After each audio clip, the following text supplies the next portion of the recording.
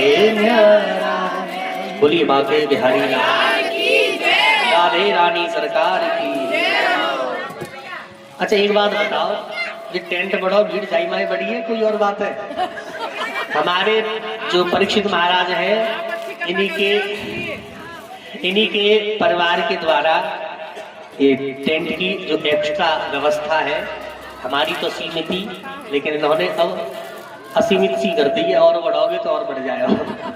बोलो एक बार राधे राधे। और इनके लिए बहुत बहुत मंगल कामना। बहुत प्यारी बस्ती है आपकी,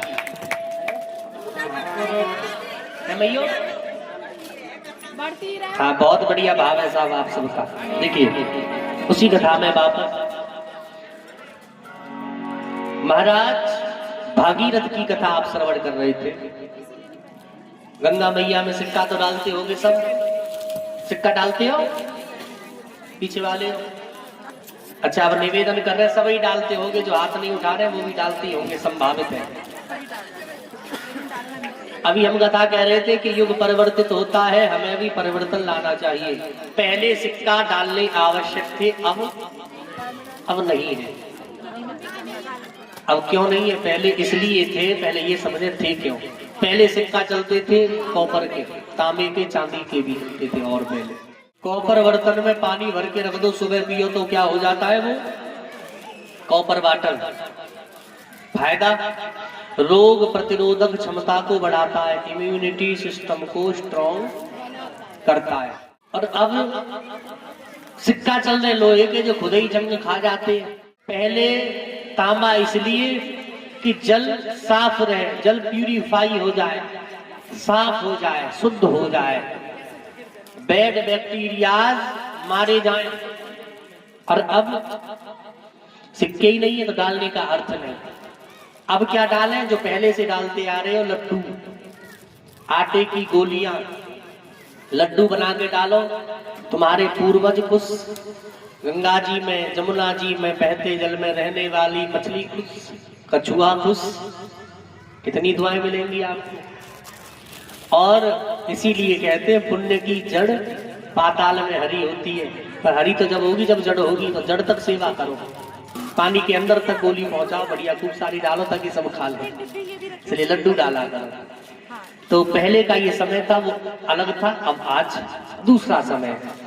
तो माँ गंगा धरा धाम पर आई, भागीरथ के द्वारा वंश और आगे बढ़ा। इसी वंश में एक और राजा हुए हैं, जिन राजा का नाम है महाराज रघु। भागीरथ के आगे वंश में और भी कई सारे राजा हैं, प्रमुख है महाराज रघु, जिनका एक वचन था, संकल्प था, रघुकुल रीत सदा चलिया।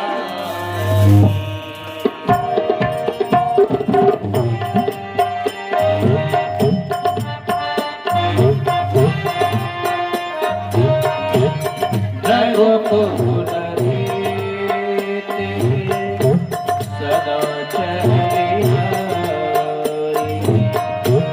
रघुकुल रीत सदा चलिया, रघुकुल रीत सदा चलिया, रघुकुल रीत सदा चलिया, रघुकुल सदा चलिया, प्राण जाए वर वचन न जाए, प्राण जाए वर वचन न जाए, प्राण जाए वर वचन न जाए।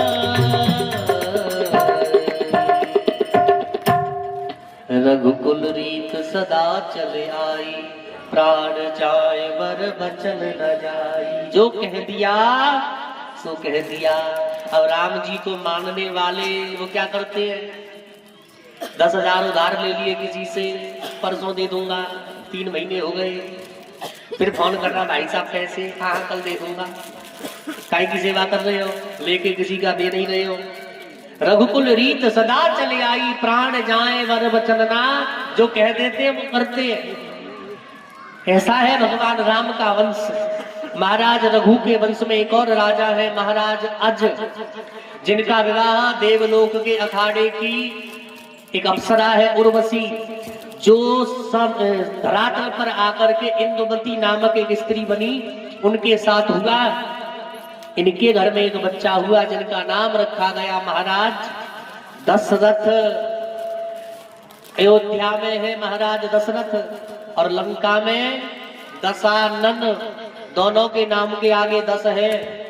10 का अर्थ ही है 10 इंद्रियां, 5 कर्मेंद्रियां, 5 ज्ञानेंद्रियां। जो 10 इंद्रियों को वश में कर ले वो दशरथ है, और जो बहुत बलशाली हो, इंद्रियों पर कंट्रोल ना हो, वही दशानन है। भगवान राम आए राजा दशरथ के घर में, क्योंकि मर्यादित है। उनके घर में भी बड़ा बलशाली पुत्र था मेघनाथ, जिसने देवताओं के राजा इंद्र को भी परास्त कर दिया, नाम पड़ा इंद्रजीत। कैसा पराक्रमी पुत्र आया, लेकिन फिर भी कुल का समूल नाश हुआ। राजा दशरथ ने 3 विवाह करे, लेकिन एक पत्नी से एक संतान नहीं। गुरुदेव कौन है? श्री वशिष्ठ जी महाराज गुरुदेव की सन्निधि में पहुंचे। गुरुदेव कृपा करो, मेरे घर में कोई संतान आ जाए, ऐसा कोई उपाय बताओ। गुरुदेव ने कहा चिंता ना करो राजन। एक बार गिलानी हुई राजा दशरथ को पूरे जीवन में। एक बार भूपति मन माही,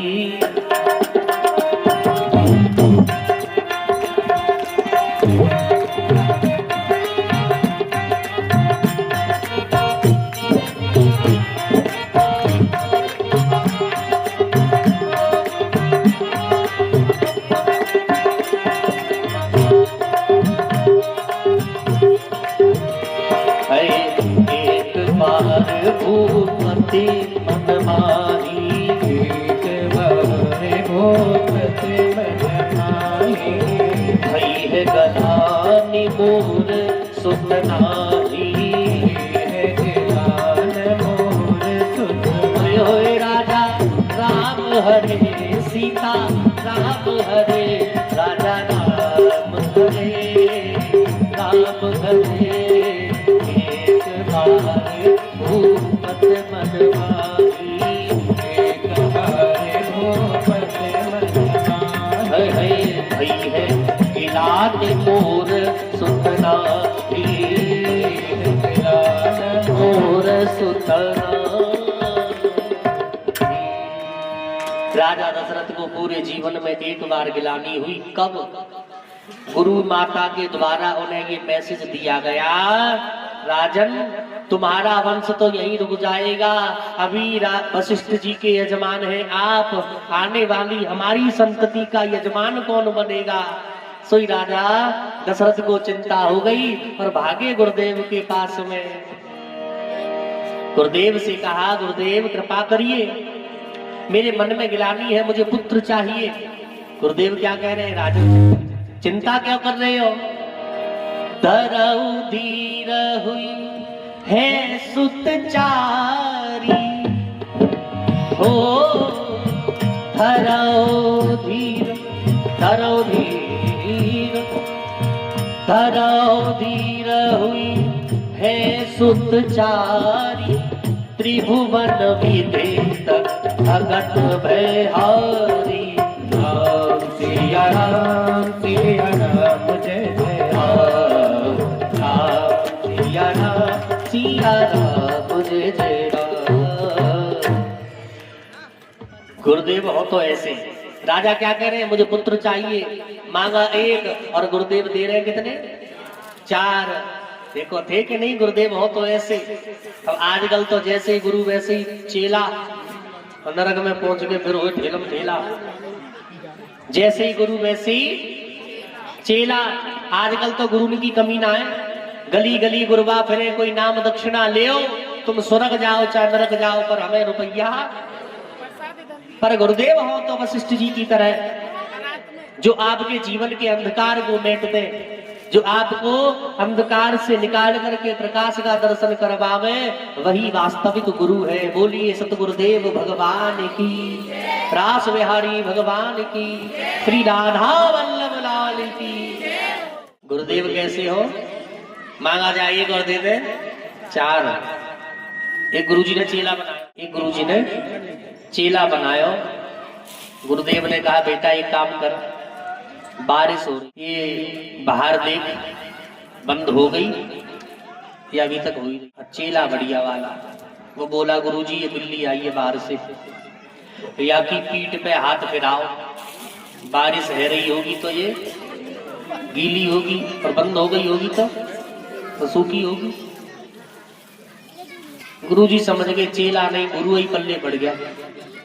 गुरुजी ने कहा बेटा बारिश तो बंद हो गई, एक काम कर, ये गाय बंधी हुई है बाहर, बंधन से मुक्त कर दे।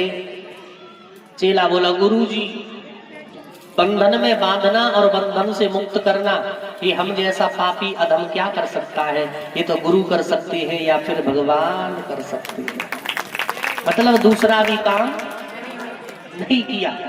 अब गुरुजी ने कहा शाम हो गई, बेटा ये दीपक शांत कर दे, मुझे उजाले में नींद नहीं आती। चेला फिर बोला गुरुजी आंखें बंद कर लो, समझो कि दीपक शांत हो गया, सो जाओ। चेला ने 3 बात नहीं मानी। सवेरे सवेरे अगले दिन एक माताजी आई, दूध जलेबी दे। गुरुजी ने कहा बेटा, हाँ जी गुरुजी दूध जलेबी खाओगे? चेला बोला गुरुदेव आपकी 3 आज्ञा नहीं मानी, अब 4थी नहीं मानेंगे तो क्या नरक में जाएंगे? सो दूध जलेबी खाओ पट्ठा। तो पहले के गुरुदेव भी बड़े समझदार, अपने चेलाओं को सिखाने में बड़े एक्सपर्ट। चेला भी बड़ी श्रद्धा लेकर के आते थे गुरुदेव के पास। एक गुरुजी पूजा पे बैठ गए, तख्त पे बैठ गए, आसन लगा लिया और तुलसी दल लाना भूल गए। अब 2 चेला आश्रम में। गुरुजी ने कहा चेला से बेटा मैं तुलसी दल लाना भूल गया, जाओ जरा लेके आओ। और चेला बोला गुरुदेव मैं तो जानता ही नहीं तुलसी दल होते कैसे।